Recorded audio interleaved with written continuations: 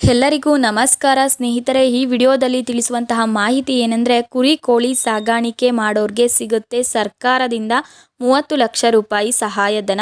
ಸಾಲ ಸೌಲಭ್ಯವಾಗಿ ಸಿಗಲಿದೆ. 25 ಲಕ್ಷದಿಂದ 30 ಲಕ್ಷದ ತನಕ ನೀಡಲಾಗುವುದು. ಇದೊಂದು ಒಳ್ಳೆಯ ಮಾಹಿತಿ ಎಂದು ಹೇಳಬಹುದು. ಏಕೆಂದರೆ ಸರ್ಕಾರವು ನಗರ ಪ್ರದೇಶದಲ್ಲಿ ವಾಸಿಸುವಂತಹ ಜನಗಳಿಗೆ ಉದ್ಯೋಗ ಇಲ್ಲ ಅಂತ ಅಂದರೆ ಒಂದು ಸ್ವಂತ ಉದ್ಯೋಗವನ್ನು ನಡೆಸಲು ಈ ಸಾಲ ಸೌಲಭ್ಯವನ್ನು ನೀಡುತ್ತಿತ್ತು. ಆ ಸಾಲ ಸೌಲಭ್ಯದ ಮುಖಾಂತರ ಸ್ವಂತ ವ್ಯಾಪಾರವನ್ನು ಮಾಡಿ ನಗರ ಪ್ರದೇಶದಲ್ಲಿರುವವರು ಪ್ರಯೋಜನವನ್ನು ಪಡೆಯುತ್ತಿದ್ದರು. ಆದರೆ ಈಗ ಗ್ರಾಮೀಣ ಪ್ರದೇಶದಲ್ಲಿ ವಾಸಿಸುವಂತಹ ರೈತರಿಗೂ ಕೂಡ ಒಂದು ಒಳ್ಳೆಯ ಯೋಜನೆಯನ್ನು ಜಾರಿಗೆ ತಂದಿದೆ. ರೈತರಿಗೂ ಕೂಡ ಈ ಯೋಜನೆಯ ಮುಖಾಂತರ ಕುರಿ ಸಾಗಾಣಿಕೆ, ಕೋಳಿ ಸಾಗಾಣಿಕೆ, ಮೀನು ಸಾಗಾಣಿಕೆ, ಹೈನುಗಾರಿಕೆ ಮಾಡುವವರಿಗೆ 25ರಿಂದ 30 ಲಕ್ಷದ ತನಕ ಸಾಲ ಸೌಲಭ್ಯ ಸಿಗುತ್ತೆ. ಹಾಗಿದ್ರೆ ರೈತರಿಗೆ ಸಾಲ ನೀಡುವ ಯೋಜನೆ ಯಾವುದು, ಯಾವ ದಾಖಲೆಗಳು ಮುಖ್ಯವಾಗುತ್ತವೆ, ಯಾವ ರೀತಿಯಾಗಿ ಅರ್ಜಿಯನ್ನು ಸಲ್ಲಿಸಬೇಕು ಎಂಬ ಸಂಪೂರ್ಣ ಮಾಹಿತಿಯನ್ನು ಈ ವಿಡಿಯೋದಲ್ಲಿ ತಿಳಿಸಲಾಗಿದೆ. ವಿಡಿಯೋವನ್ನು ಕೊನೆಯವರೆಗೂ ನೋಡಿ ಉಪಯುಕ್ತವಾದಂತಹ ಮಾಹಿತಿಯನ್ನು ಪಡೆಯಿರಿ. ವಿಡಿಯೋವನ್ನು ಸ್ಕಿಪ್ ಮಾಡದೆ ನೋಡಿ, ಏಕೆಂದರೆ ನೀವು ಅರ್ಧಂಬರ್ಧ ವಿಡಿಯೋವನ್ನು ವೀಕ್ಷಿಸುವುದರಿಂದ ನಿಮಗೆ ಸಂಪೂರ್ಣವಾದಂತಹ ಮಾಹಿತಿ ದೊರೆಯುವುದಿಲ್ಲ. ಆದ್ದರಿಂದ ವಿಡಿಯೋನ ಕೊನೆಯವರೆಗೂ ನೋಡಿ. ಹೈ ಎಂಬ ಯೋಜನೆಯ ಮುಖಾಂತರ ರೈತರಿಗೆ ಕುರಿ ಕೋಳಿ ಸಾಗಾಣಿಕೆ ಮಾಡಲು ಸಾಲವನ್ನು ನೀಡಲಾಗುತ್ತಿದೆ. ಈ ಯೋಜನೆಗೆ ನೀವು ಅರ್ಜಿಯನ್ನು ಸಲ್ಲಿಸಲು ಸ್ವಂತ ಜಮೀನನ್ನು ಹೊಂದಿರಬೇಕು ಅಥವಾ ಸ್ವಂತ ತೋಟವನ್ನಾದರೂ ಹೊಂದಿರಬೇಕು.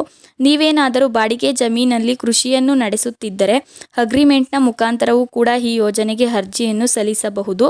ಹಾಗಿದ್ದರೆ ಈ ಯೋಜನೆಗೆ ಅಗತ್ಯವಿರುವಂತಹ ದಾಖಲೆಗಳು ಯಾವುವು ಎಂಬುದನ್ನು ನೋಡೋಣ.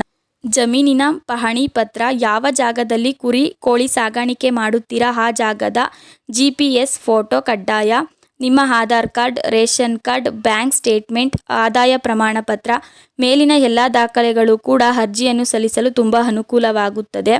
ಹಾಗಿದ್ದರೆ ಅರ್ಜಿಯನ್ನು ಯಾವ ರೀತಿ ಸಲ್ಲಿಸಬೇಕೆಂದರೆ, ನೀವು ಯೋಜನೆಗೆ ಆಫ್ಲೈನ್ ಮುಖಾಂತರವಾದರೂ ಕೂಡ ಅರ್ಜಿಯನ್ನು ಸಲ್ಲಿಸಬಹುದು.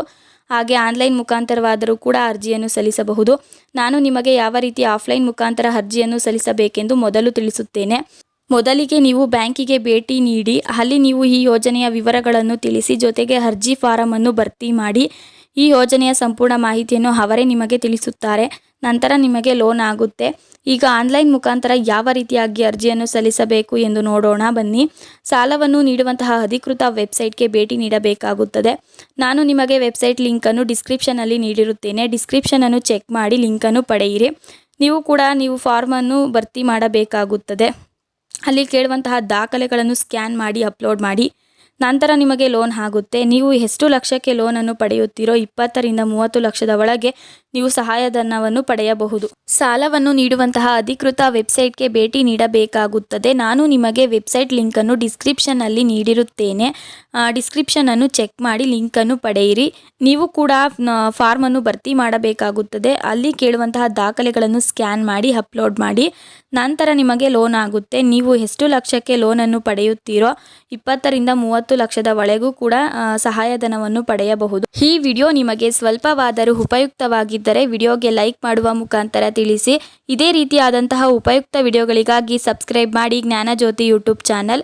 ಈ ವಿಡಿಯೋವನ್ನು ಸಂಪೂರ್ಣವಾಗಿ ವೀಕ್ಷಿಸಿದ್ದಕ್ಕೆ ನಿಮ್ಮೆಲ್ಲರಿಗೂ ಧನ್ಯವಾದಗಳು ಸ್ನೇಹಿತರೆ.